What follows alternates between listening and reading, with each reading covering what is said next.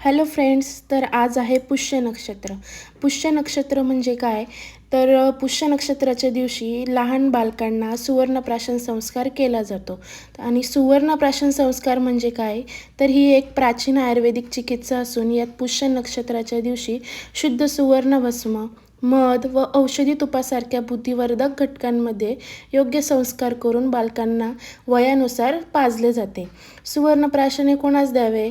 तर नवजात बालकापासून ते 16 वर्षापर्यंतच्या बालकांना द्यावे. तर सुवर्णप्राशनाचे फायदे काय?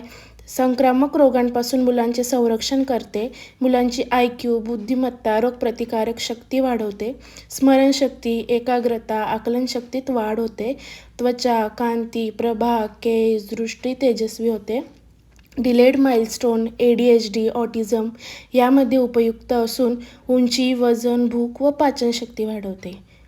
तर आपणही आपल्या बालकांना सुवर्णप्राशन संस्कार हा दर महिन्याच्या पुष्य नक्षत्राच्या दिवशी करावा.